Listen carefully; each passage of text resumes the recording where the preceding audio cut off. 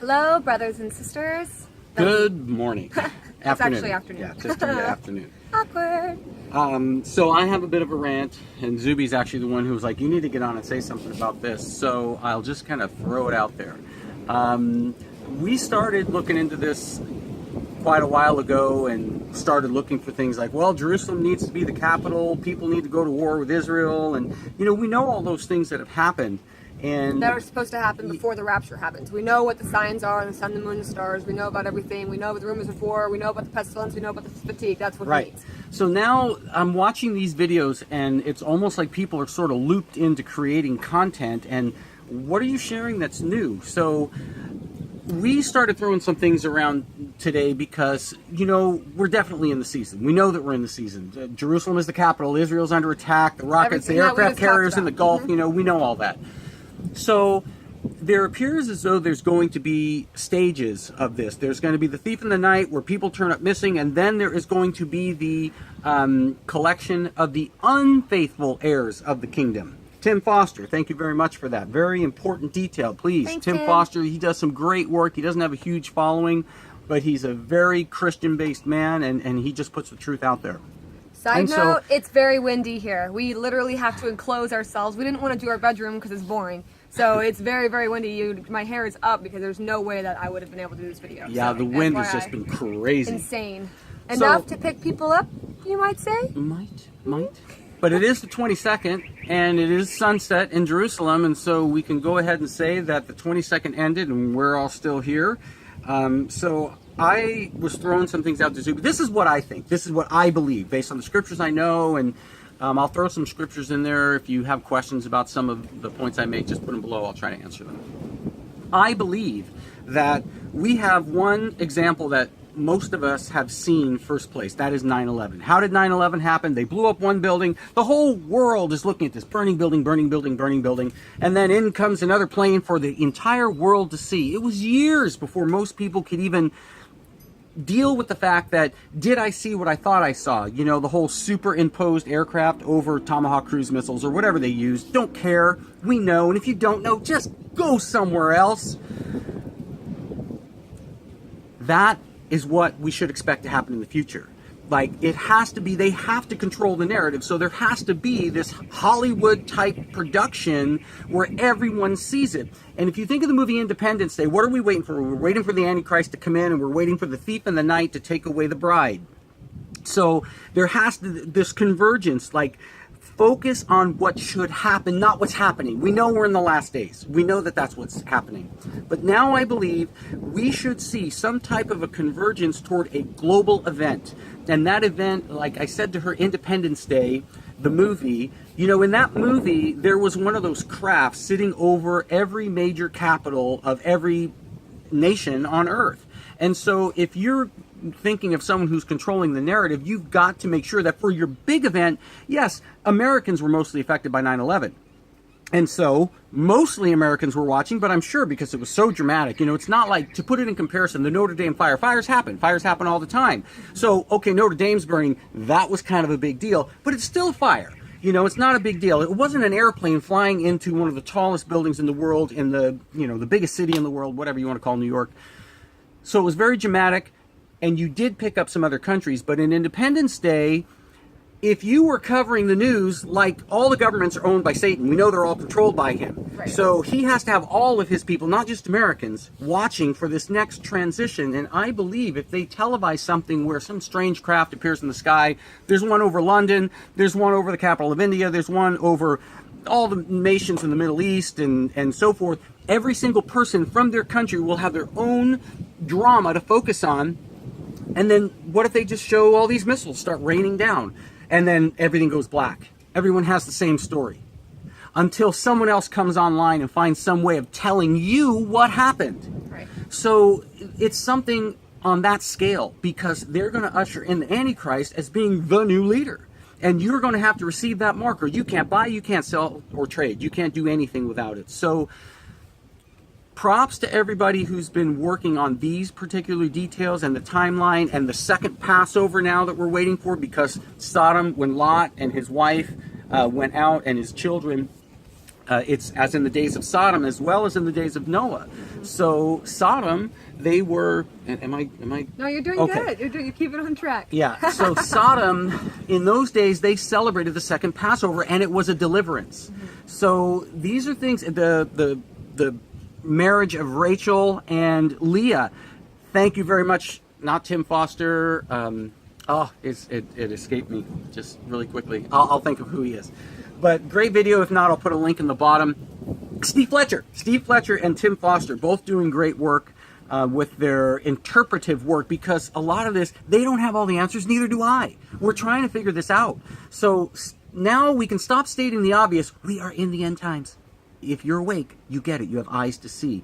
Now, what are these things that are shaping up that are going to deliver the Earth's population into the hands of the Antichrist? That's the thing that's next. And that is also what is going to show us when the bride will be taken. So my eyes now are on Israel with this aircraft carrier there. Iran is not backing down. If you read RT News, Russian news, and you read U.S. news, the U.S. is saying, well, thank you, Iran. You listened and you backed down. I think they've switched that up a little bit today.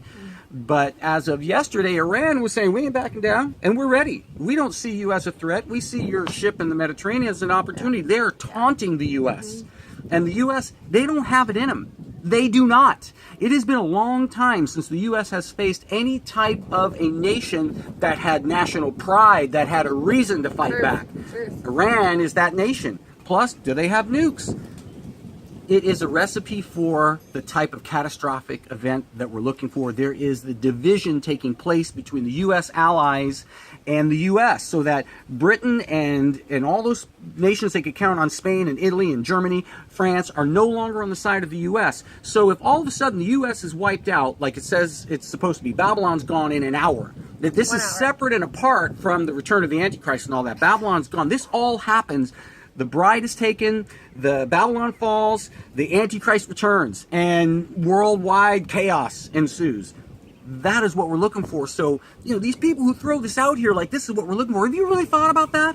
Have you thought about what that is going to be like? Are you going to be taken? Are you good with God?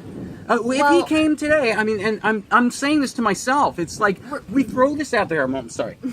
Now, this is where I'm at. We throw this out there that we're in the end days, but have we really considered, are we ready for that next step? Maybe that's why it hasn't happened. Collectively, we need to all kind of look and see. This is literally the most epic event in the history of all creation. So his point. We all know you guys know that. We know that you know this. There's going to be a catastrophic event. We know all that. The problem is May 14th happened, and a lot of people left their faith. They said, there's no way the rapture is going to happen anymore. It's all BS. I'm out.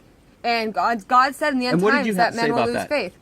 What did you say? About you were talking about you were talking about the people who I said, well, a lot of people are talking about how there's negative comments now because it didn't happen on the 14th. Right. And you were a little incredulous. I was shocked because I couldn't, like just because of one day, you guys. There's, how many days have we had? Since the eclipse, I've been like, oh, is it tomorrow? Is it the next day? Is it next month? Is it next year? Who knows? It's been 2 years since that eclipse. And yet it's still, you don't see me going, well, it didn't happen on the eclipse, so gosh darn it, I'm out. What? How deep does your faith go? And God even said it. God even said it in the Bible that men will lose their faith, even though the most faithful men will lose their faith because of a dumb day. A day or an expectancy. Now, Dawn and myself are sitting here saying, we're over here really wanting Jesus to come back. We want to go back. We want to be with God and all that stuff. But you know what?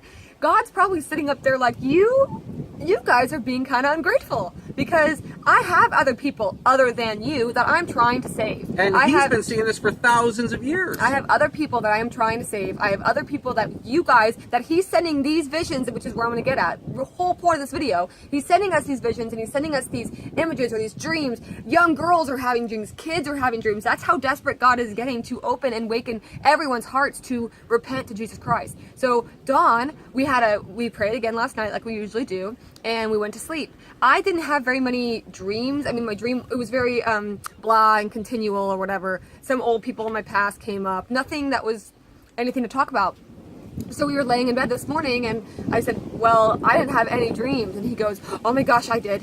And it was like about 15 seconds long. I don't really dream, and ever. She never actually said dreamed. you should share this. Because we promised to God that if you gave us visions in whatever messages, we would share it. Truth. He gave us Wi-Fi now. We don't have to worry about the internet. Our phones work. I mean, we have one phone still, but whatever. Our phone works. We have a place to sleep that has furniture, and we have hot water. So I'm looking at this like if God gave you even a split second of a vision, if you're even second guessing saying it, Okay, guys. so the vision. The whole point is I wanted him to tell you guys because maybe there is one person who needs to hear what he has to say, and that will help you turn to God. Who knows? So I told Don. The timing last night too was I was disappointed, like I was, because it was about 15 seconds long. But in my dream, I just remembered that I was in bed, and I just felt myself, and it wasn't like I felt myself getting lifted up physically. I felt myself released from things like this constant, like I knew what it was in my head, the release from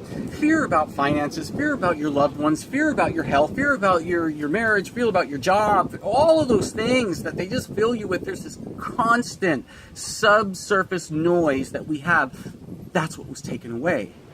And I immediately in my head, gosh, I'm thinking about it right now.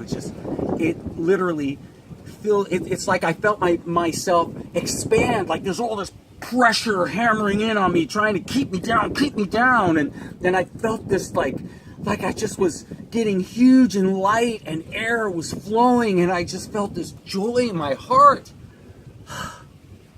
And I woke up in bed. And I was not up there. And so I started thinking about the time and everything, and I laid there for a while, and I have the disappointments too. Just like you do. Just like you do. But it should not deter your faith from There Jesus. is the scripture that says that there are going to be those, you're like seed that falls by the roadside. You remember what happened? Some of them fell by the thorns, some of them fell by the pavement, some of them fell among the birds, and the birds ate them. Some of them fell on good, fine soil. Some of them fell on sandy soil, and when the rains came, it washed them away. So, which one are you? It doesn't mean that those are different categories of people. Now, you can still have one that falls on the rocky soil that makes it. You've seen that one that busts up through the pavement. The analogy I'm trying to create is how much work have you invested into your faith so that you're the one on fine soil. And by that, this is why this flat earth stuff matters. This is why Jesus going up on the mountain and showing Satan all the kingdoms of the world, and Jesus not arguing with Satan that they were his to give because he owns them, he controls them. He is the prince, the God of this world. If you don't know those things, well, when you get on some bandwagon about a better life and it doesn't happen by a certain date, if you don't know that the earth is an electromagnetic Tesla ball that's with a glass roof, the sun's 3,000 some odd miles up, it's electromagnetic, the moon is a diode, the ocean's a huge saltwater battery, that was all created, that was all thought out, that was all planned. That is what you go back to. You go back and you say, you know that there's a creator. You know that he's there, and you know he has a timeline, and you know he has fulfilled some very specific events that the civilization has been waiting for to happen. The return of Israel as a state, which happened May 14th, 1948, and then the end of Israel at 70 years. Now, because we're off by a day, they've manipulated the calendar so we're not even on the same calendar. We don't even follow the same luminary. The Hebrews followed the moon, we follow the sun. So these are the things that will put you on fine soil versus rocky soil. So I put it to you. Are you on rocky soil or fine soil? If so, get to work. Now you are being given an opportunity to dig for it as if for hid treasure, dig for it as if for fine gold. And God promises if you search in that way, He will show you the very knowledge of God. And I'm sorry. You seek Him, you will find Him. If you seek Him, you will find Him. Keep knocking, it will open. So keep asking, it will be given. I'm just here to be the mediator, just in case he got a little crazy. Because he goes and rambles, and I'm like, these people want to know the truth. Just tell them what you want to say. So yeah. Pastor Tim Henderson, please, less content, more validity. Tim Foster, great job. Trumpet for the people. You know, I do want to also bring up that Pastor Tim Henderson is one of the only pastors that I know that is talking about the rapture. All the other pastors and whatever they call themselves are not doing it. They won't touch it with a 10-foot pole because they are lukewarm. They're not willing to believe the actual truth. They just want to make up their truth and call it what there is and just hide the other bits so they can get as many people in their congregation as possible. It's not about the amount of people you have. It's the quality of the people that you have. So your message is not about being popular. It's about it being righteous. It's about it being a witness and getting to the heart of the matter. Just because you guys don't hear it in your churches every Sunday and your pastor isn't talking about it, it's still going to happen. Whether you want to believe it or not, everything, all the truth that you guys are seeking is in the Bible. Read it. So with that being said, it's still cold here, and we hope you guys are a lot warmer than us. So it's what is the date? May 22nd? Is it May 22nd? Yeah, it's May 22nd. I think it's like 2 o'clock. And some of you guys have commented on missing the beach, so we're going to take the camera and we're going to try. It's just we're going to show you. It may get lost out to the wind, may get windy. But we're going to give you a little ocean view to close. It's a beautiful day, however windy. Thank you, everybody. I'm picking the chilies today. Thank you, everybody. Bye, guys. For watching. We'll be back.